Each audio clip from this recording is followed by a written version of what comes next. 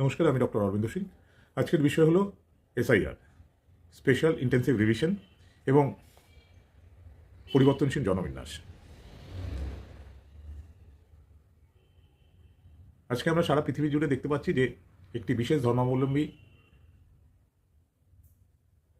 তাদের নিয়ে একটা বড় সমস্যা তৈরি হয়েছে। বামপন্থীদের যে এজেন্ডা মাল্টিকালচারালিজম, তা একটা বিপর্যয় ডেকে এনেছে।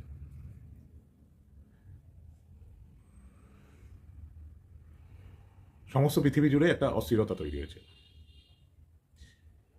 এর একটা বড় কারণ যে এই বিশেষ ধর্মাবলম্বী তাদের একটা শত্রুবোধ, যা তাদের শুধু ধর্মাচরণ নয়, তাদের সমাজ জীবনেও একটি বড় নির্ধারক।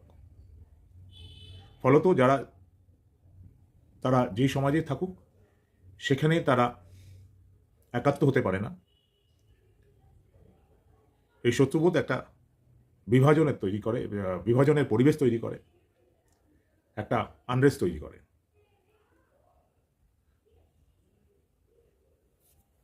এবং এই ধর্মাচরণের ফলে তারা আধুনিক চিন্তাভাবনা, উন্নয়ন, শিক্ষা, তার সাথেও তাল মিলিয়ে পা মিলিয়ে চলতে পারে না। ফলত তারা পিছিয়ে পড়তে থাকে। এবং আপনারা জানেন যে ক্লাসে যখনই একটি মেয়ে পিছিয়ে পড়তে থাকে, পড়াশুনো করার সদিচ্ছা না থাকার জন্য, তারা তখন পরীক্ষার সময় কারচুপি করে, অসৎ পথের মাধ্যমে, অসৎ উপায়ের মাধ্যমে তারা পরীক্ষায় পাশ করতে চায়। না হলে তারা পরীক্ষা ভণ্ডুল করতে চায় বা সিস্টেমকে পাল্টাতে চায়। এবং এই ধর্মাবলম্বী, এই বিশেষ সম্প্রদায়, তারা এই ধর্মাচরণের জন্য ক্রমান্বয়ে পিছিয়ে পড়ার ফলে তারা এই সমাজকে আর স্বীকৃতি দিতে চায় না।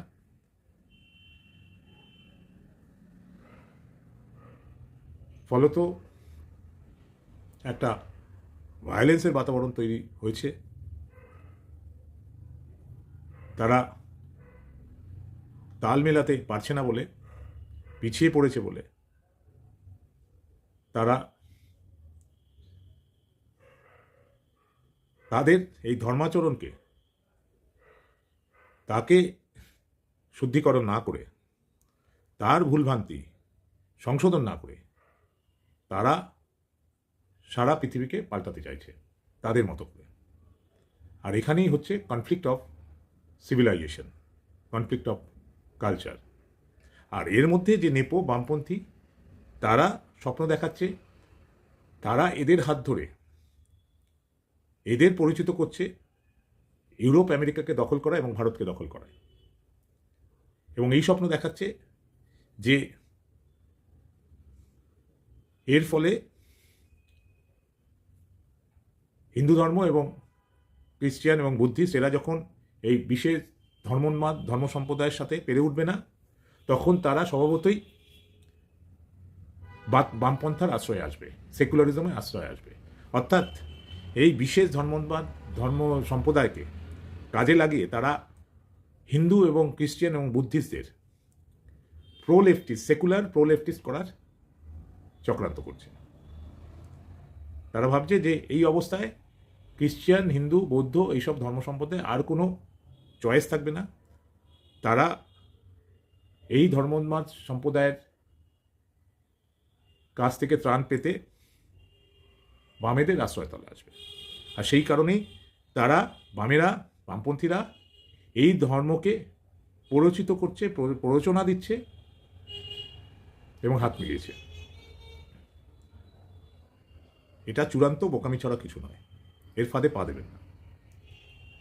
অপরদিকে আমরা দেখেছি যে আমাদের স্বাধীনতা পরবর্তী যে দেশভাগ, সেই দেশভাগ ধর্মের ভিত্তিতে হয়েছিল, অন্য কোনো উদ্দেশ্য নয়। তার 70 বছর পরে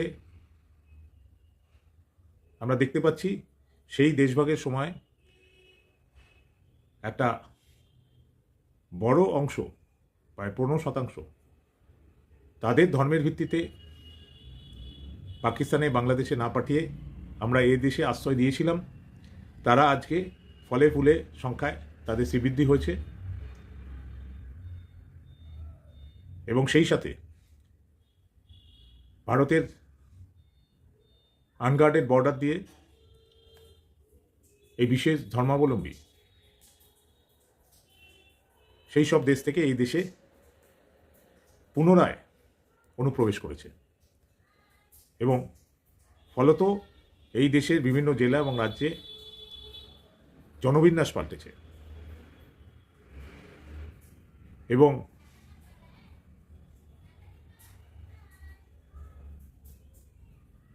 এই দেশের মধ্যে থেকে কিন্তু তারা তাদের ধর্মীয় আচরণ বা শত্রুবোধ পাল্টায়নি। ফলত আমাদের দেশেও মাল্টিকালচারালিজম ব্যর্থ হয়েছে। তার একটা বড় কারণ এদের ধর্মীয় আচরণ, শত্রুবোধ, যা তাদের এই দেশের অন্যান্য ধর্মীয় সম্প্রদায়ের সাথে একাত্ম হতে দেয়নি। এর পরিণাম কি? এর যে পরিণাম সেটা দুটো হতে পারে। এক হলো এই দেশ দ্বিতীয়বারের জন্য দেশভাগের দিকে যেতে পারে, অথবা এই বিশেষ ধর্মীয় সম্প্রদায় এই দেশকে ভিতর থেকে দখল করতে পারে, এবং সেটা হয়তো এই 2047-এ ভারতের 100তম স্বাধীনতা দিবসের আগেই হতে পারে। তাই এই যে এই এসআইআর হাতকে শক্ত করতে হবে। এই এসআইআর যদি সঠিকভাবে না হয়, এই ধরনের অনুপ্রবেশকারী প্রত্যেকটিকে চিহ্নিত করে যদি দেশের বাইরে না পাঠানো হয়, তাহলে যে ডেমোগ্রাফিক চেঞ্জ, তার ফলে যদি দেশের নিরাপত্তা, পুলিশি ব্যবস্থা, ডিফেন্স কখনো অল্প সময়ের জন্য শিথিল হয়, তাহলে কিন্তু 15 মিনিটের ভিতরেই এরা দেশের শান্তিপ্রিয় অন্যান্য ধর্ম সম্প্রদায়, মূলত হিন্দু সম্প্রদায়, সনাতনী শান্তিপ্রিয় হিন্দু সম্প্রদায়, তাদের সংখ্যা লঘিষ্ঠ করে এই দেশকে দখল নেবে। তাই এসআইআরকে যারা ভণ্ডুল করার চেষ্টা করছে, এই কনস্টিটিউশনাল প্রসেসটাকে যারা বানচাল করার চেষ্টা করছে, তারা দেশের শত্রু, তারা এই ষড়যন্ত্রের অংশীদার। তাই আমজনতা এবং সরকার